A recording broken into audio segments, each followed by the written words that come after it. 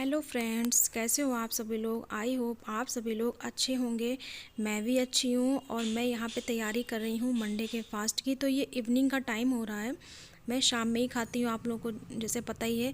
तो यहाँ पे मैंने 2 चम्मच ले लिया था साबूदाना, उसके अच्छे से मैंने वॉश कर लिया था 2-3 पानी से, क्योंकि मैं अकेली फास्ट थी। तो फिर मैंने सोचा कि थोड़ा ही साबूदाना बना लेती हूँ, कुछ मीठा खाने का मन कर रहा था। तो इसकी भी स्टोरी मैं भी बताऊँगी कि मेरा मीठा खाने का क्यों मन कर रहा था। और उसको मैंने 1 घंटा तक कम से कम रख दिया था सोख होने के लिए। उसके बाद फिर मैंने आलू ले लिए थे और आलू को भी अच्छी तरीके से वॉश करके पानी से और चढ़ा दिया था। मैंने सोचा कि जब तक मैं चाय पीऊँगी तब तक आलू भी बॉईल हो जाएंगे। तो फिर जो था आलू भी मेरे बॉईल होने लगे थे और मेरी चाय बन के रखी थी, तो मैं चाय भी लेके चली गई थी बैठ के पीने के लिए। तो साबूदाना का ऐसा हुआ कि दोपहर में मैंने अपनी मम्मी से बात की, तो उन्होंने कहा कि मैंने अभी साबूदाने की खीर खाई है। तो मैंने कहा अच्छा।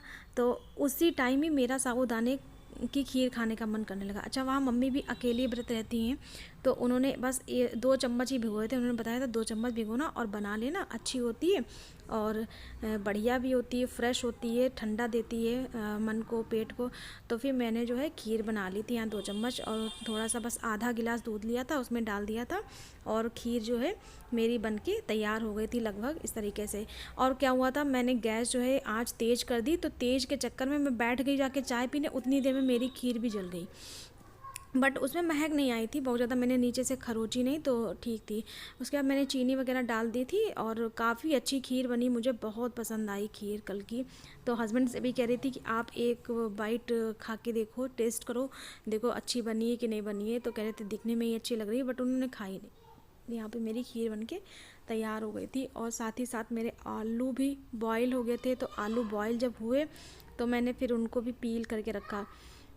अच्छा, खीर थोड़ी गाढ़ी लग रही थी, तो मैंने सोचा कि जब तक खाऊंगी इसे 8 बजे तक, तब तक जो है ये और गाढ़ी हो जाएगी। तो मैंने इसमें जो था दूध डाल दिया था। दूध डालने से ना थोड़ी पतली हो गई थी, फिर भी खाते खाते वो गाढ़ी हो गई थी, पतली हो गई तो थोड़ी अच्छी लग रही थी, दिखने में बढ़िया थी। फिर आलू वगैरह बॉयल हो गए थे, आलू बहुत ज़्यादा गर्म थे तो मैं छील ही नहीं पाई। देखिए गाइस कितने ज़्यादा गर्म है आलू। फिर मैं फूंक रही थी उनको, क्योंकि गरम गरम आलू मेरे से नहीं छिल जाते। थोड़ी देर छोड़ दिए थे, रख दिए थे, उसके बाद ही फिर मैंने छीलने स्टार्ट करे थे। तो आज मैं बनाऊंगी जो मलाई होती है ना, इकट्ठी कर ली जाती है, तो उसकी जो छाछ बचती है नीचे, मट्ठा हम लोग बोलते हैं उसको, आप लोग क्या बोलते हैं बताइएगा ज़रूर कमेंट में। तो उस मट्ठे से जो है हमने बनाए थे मट्ठे के आलू, या मट्ठे के आलू बोल लीजिए, दही से नहीं बने थे, मट्ठे से बने थे, तो फिर मट्ठे के आलू ही बोलेंगे। तो मट्ठे के आलू जो है बनाने की तैयारी मैंने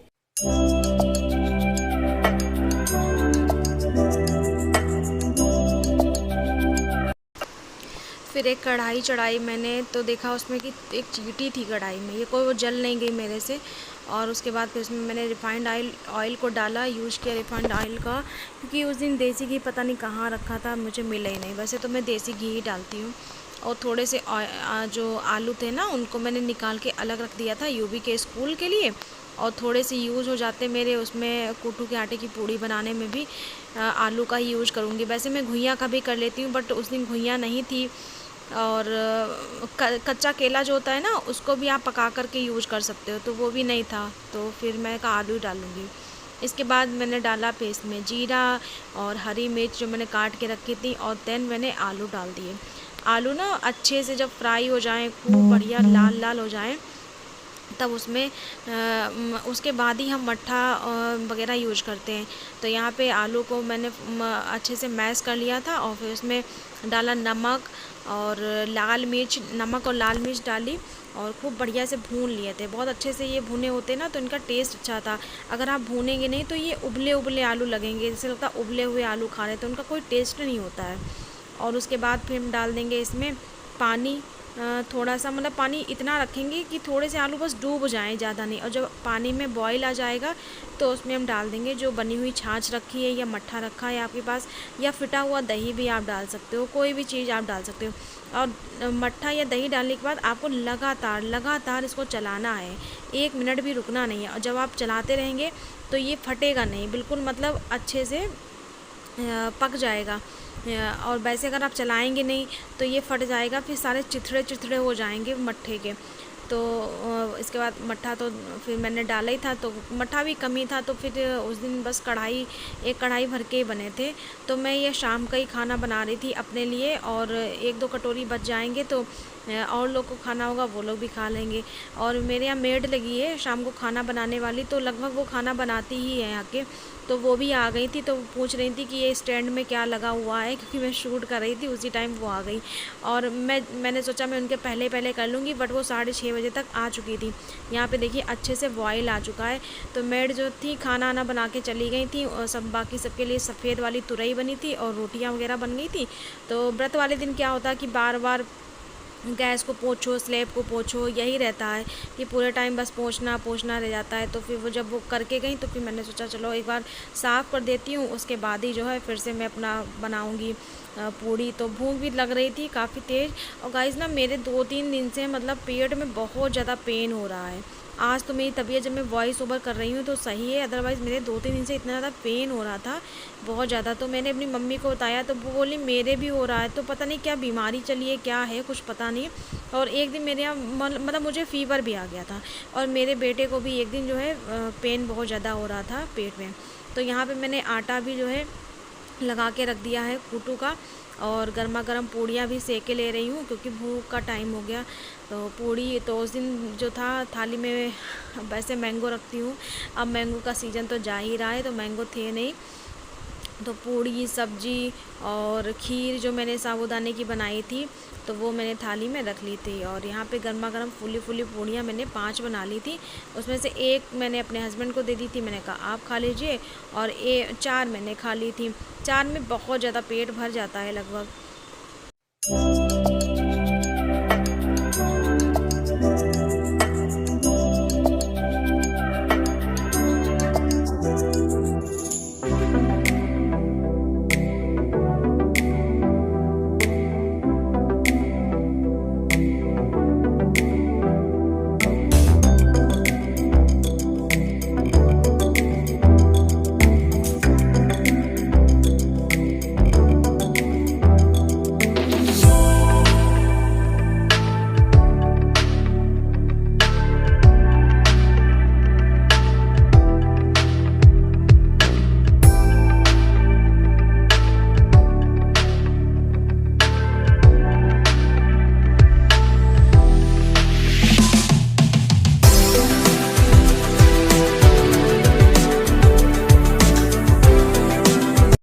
फिर खाना खाने के बाद मैं सीधा आ गई थी किचन में। तो मेरे यहाँ जो काम वाली है, झाड़ू पोछा बर्तन करती है, तो वो बता के गई थी एक दिन, मतलब उसी दिन, कि भाभी मैं कल नहीं आऊँगी, मतलब आज वाले दिन जिस दिन वॉइस ओवर कर रही हूँ।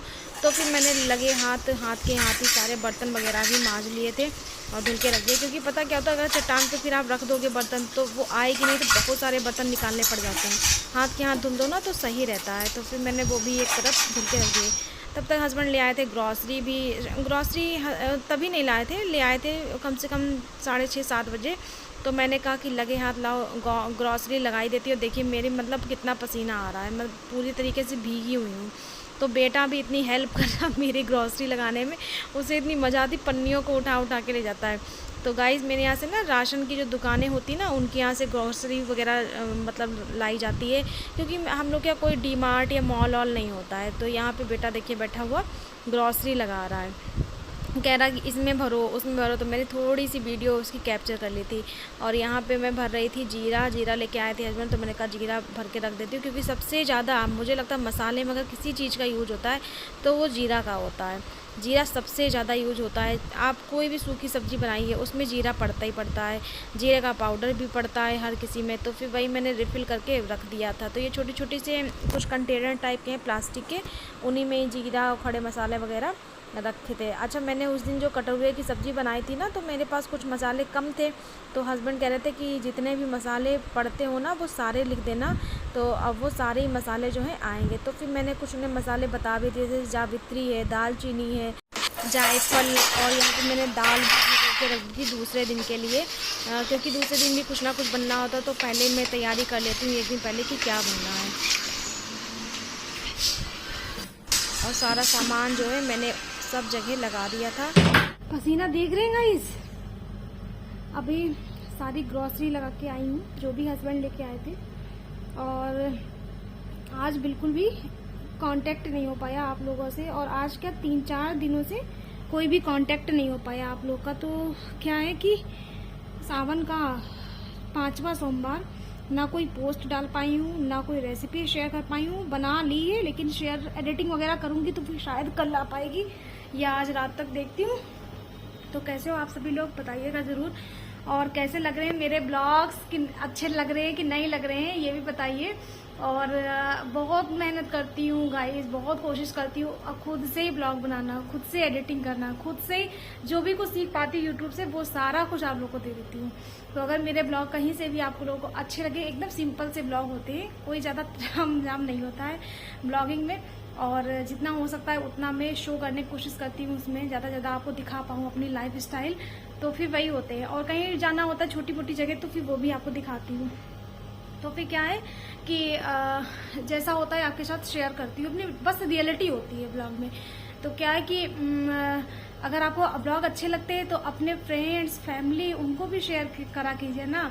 मेरी मतलब 1K तो हो जाए कम से कम इस मंथ में। मैं तो सोच रही थी कि मेरे जुलाई में हो जाएंगे, बट अगस्त आ गया, अगस्त में भी नहीं हो पाएंगे क्या। तो आप लोग प्लीज़ प्लीज़ प्लीज़ थोड़ी सी तो हेल्प करिए मेरी, इतना तो समझिए। और मतलब सपोर्ट की थोड़ी ज़रूरत है, अगर आप लोग सपोर्ट करेंगे तो अच्छा ही रहेगा मेरे लिए। और जैसे सभी यूट्यूबर्स को करते वैसे मुझे भी करिए। मेरे लिए भी ये प्लेटफॉर्म बिल्कुल नया है, तो मुझे भी अपना हिस्सा बनाइए यूट्यूब फैमिली का।